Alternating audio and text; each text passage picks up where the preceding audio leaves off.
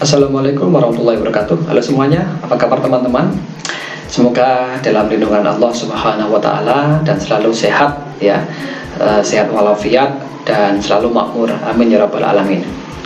Nah teman-teman, kita ketemu lagi di channel NLP Spiritual Motivasi. Untuk yang pertama kali menonton channel ini atau video ini, silahkan Anda bisa subscribe terlebih dahulu. Dan bagi yang sudah subscribe, saya ucapkan banyak-banyak terima kasih. Nah, pada video kali ini saya akan membagikan tips yang sangat bagus, yaitu bagaimana cara memaksimalkan kekuatan pikiran bawah sadar untuk menemukan atau untuk mendatangkan barang-barang yang hilang. Seperti itu, entah hilang karena dicuri orang ataupun karena hilang sendiri ya.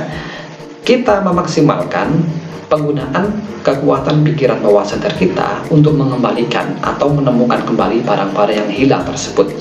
Nah, dengan cara apa? Yang pertama dengan cara visualisasi digandeng dengan afirmasi atau digabungkan dengan afirmasi seperti itu. Yuk, mari kita bahas.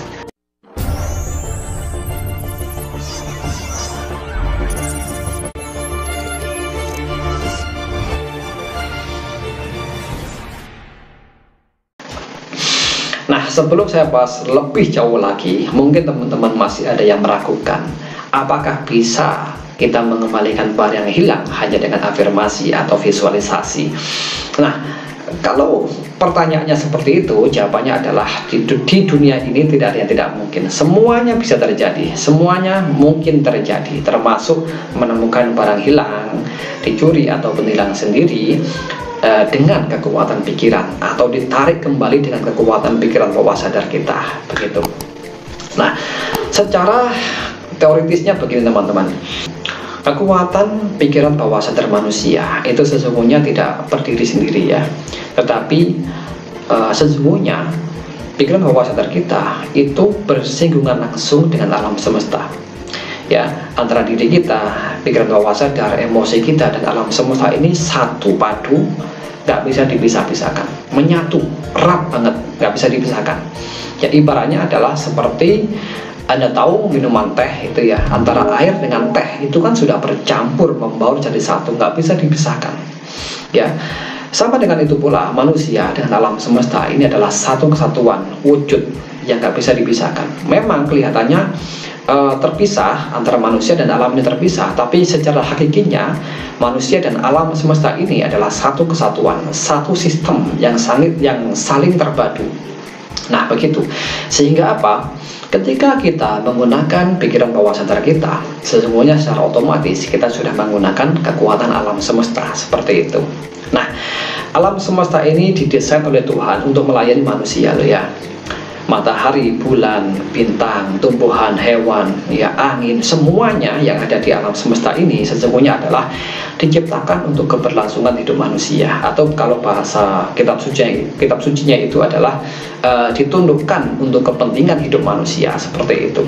Jadi semua benda-benda di alam semesta ini adalah ditugaskan untuk melayani kehidupan manusia, seperti itu. Maka pantaslah kalau manusia itu disebut dengan khalifatullah fil ardi, atau pemimpin ya, pemakmur di muka bumi ini.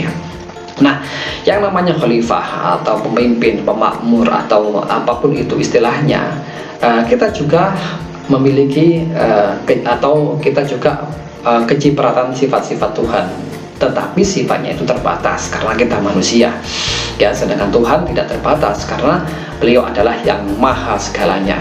Sedangkan kita hanya makhluk kecil yang hanya kecipratan sedikit sekali dari sifat-sifat kebesaran Tuhan. Misalkan apa? Kita memiliki sifat kreasi atau menciptakan ya, sama dengan Tuhan yang maha menciptakan. Manusia juga memiliki sifat berkehendak ya, Tuhan juga maha berkehendak, seperti itu, dan lain sebagainya dan seterusnya.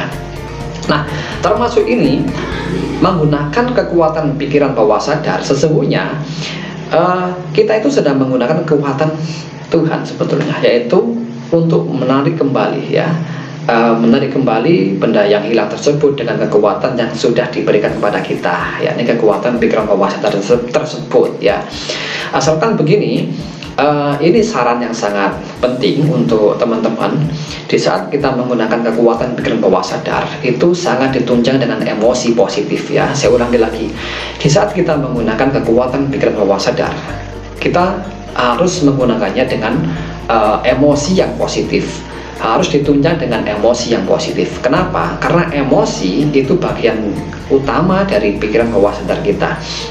Begitu, sehingga kalau kita beremosi negatif di saat menggunakan pikiran bawah sadar, maka kemungkinan berhasilnya kecil, begitu. Tetapi kalau kita beremosi positif, misalkan emosi optimis, itu positif banget, kemudian berani itu optimis, percaya diri, kemudian pasrah atau tawakal, bersyukur, bersuka cita, penuh cinta, itu adalah emosi-emosi yang positif yang sangat mendukung kekuatan pikiran bawah sadar. Seperti itu teman-teman.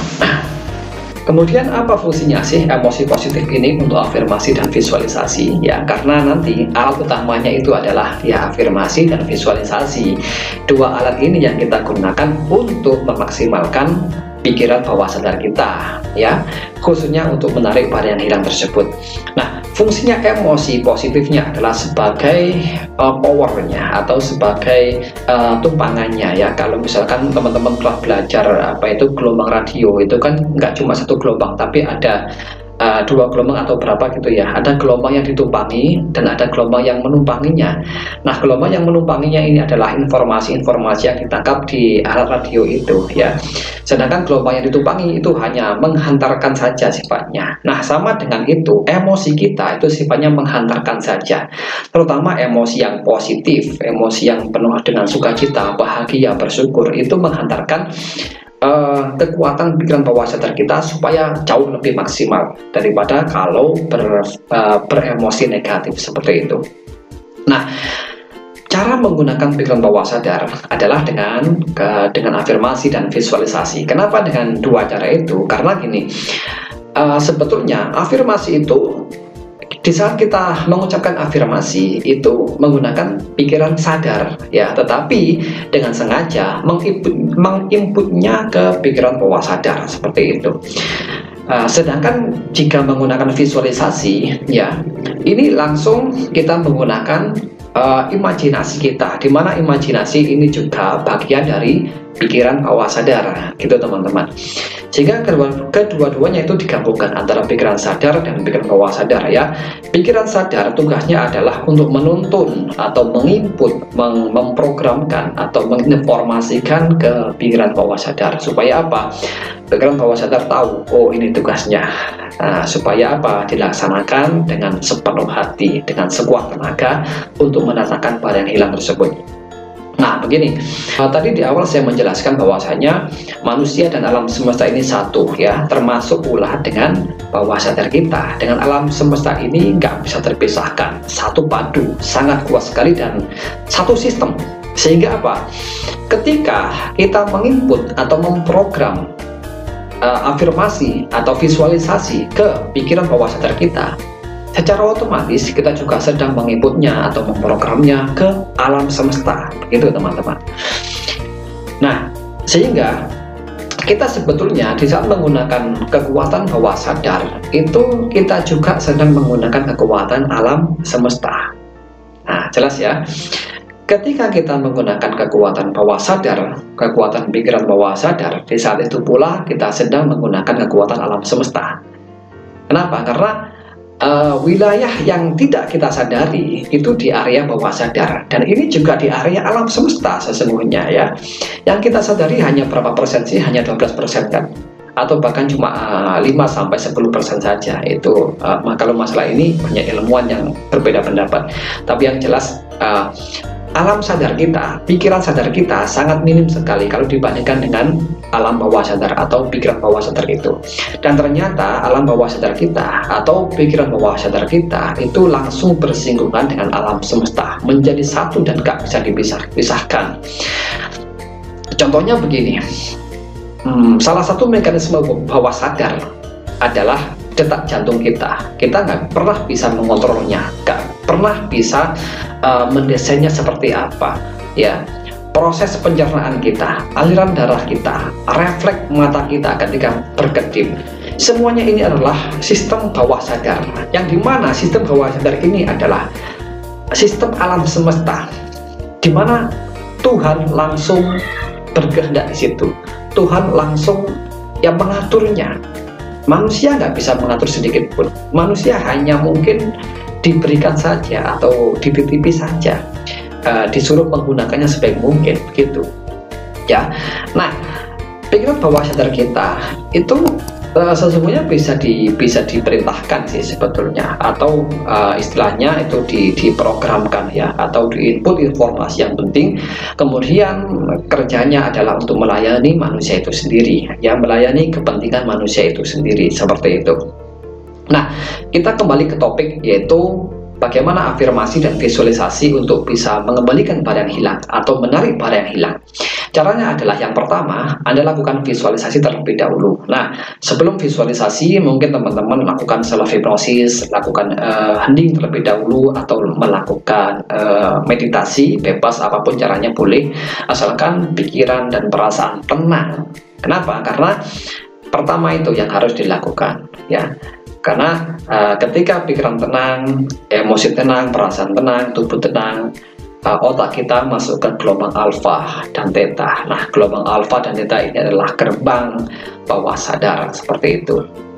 Nah, ketika teman-teman sudah merasa tenang, merasa hening, merasa ayem banget tubuhnya atau pikirannya, perasaannya, mulai masukkan afirmasi positif dan visualisasi kreatif untuk menemukan barang yang hilang itu.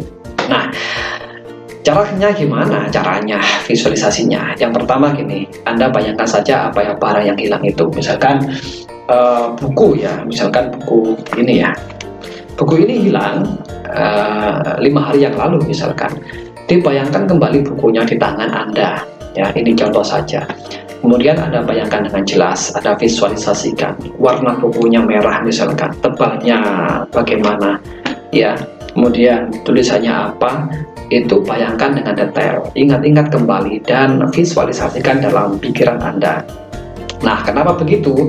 Ini menginput informasi pertama ke pikiran bawah sadar, supaya apa? Tahu apa tugasnya.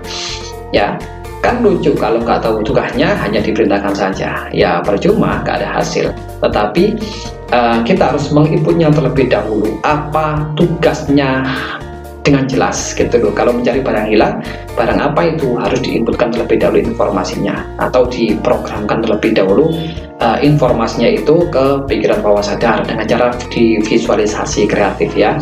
Jadi dibayangkan dan dirasakan bendanya ada, misalkan kalau buku warnanya apa, merah misalkan, judul bukunya apa, tebalnya seberapa.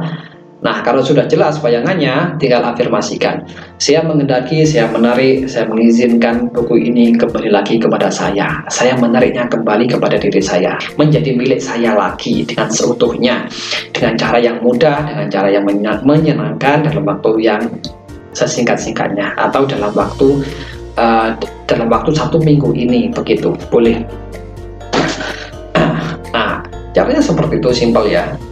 Asalkan Anda ketika visualisasi itu harus jelas. Yang kedua, ketika afirmasi harus dengan jelas dan tegas. Saya meniatkan benda ini kembali lagi kepada saya. Saya meniatkannya benda ini pulang kembali kepada saya, begitu. Dengan cara bagaimanapun, yang penting cara tersebut menyenangkan untuk saya dan dengan cara yang mudah, dalam waktu 1 minggu atau bahkan lebih cepat lagi, seperti itu teman-teman. Nah, jelas ya, hanya begitu kok ya. Yang penting apa? Kalimatnya itu positif, yang pertama. Yang kedua, kalimatnya itu tegas dan jelas ya. Kemudian visualisasinya juga sama, visualisasinya harus jelas, harus bisa dirasakan wujud bendanya itu. Nah, 2 cara ini saja itu sudah lengkap, sudah cukup untuk menginput informasinya ke pikiran bawah sadar. Artinya apa? Begitu deh teman-teman ya. Ketika Anda mengafirmasikan dan mengimajinasikan atau memvisualisasikan itu, Anda sedang menginputnya ke pikiran bawah sadar. Anda sedang menugaskan, ini loh tugasmu bawah sadar, temukan kembali benda ini, temukan kembali buku ini, gitu loh, ini bukunya, ini wujudnya, tolong kamu carikan dan bawakan ke saya, gitu. Nah, di saat itu pula, kalau berhasil, maka bawah sadar kita akan langsung mengontak seluruh alam semesta untuk menemukan ya benda yang hilang tersebut. Entah bagaimana prosesnya, ya wallahu alam, kita nggak tahu. Tetapi yang jelas kita sudah memintanya dengan cara yang menyenangkan, dengan cara yang cepat mungkin. Nah, di saat Anda memintanya, usahakan emosinya positif. Misalkan emosi suka, emosi gembira, emosi bersyukur, emosi tawakal. Pokoknya emosi-emosi yang positif itu harus dipicu terlebih dahulu, harus dimunculkan terlebih dahulu. Maka saran saya begini, sebelum melakukan cara ini, kalau muslim mungkin bisa berzikir, membaca Al-Quran, berwudu, atau bahkan orang-orang dulu itu dengan tirakat puasa dan macam-macam ya. Untuk apa? Itu untuk memperkuat emosi positif, untuk memperkuat powernya, supaya apa? Ketika sedang menggunakan bawah sadar, kekuatannya itu lebih powerful dan lebih cepat berhasil begitu.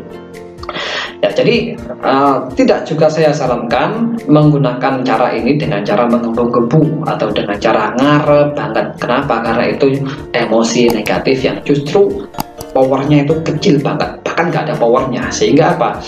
Ketika divisualisasi atau ketika berafirmasi itu nggak ada hasilnya. Nah, seperti itu. Oke.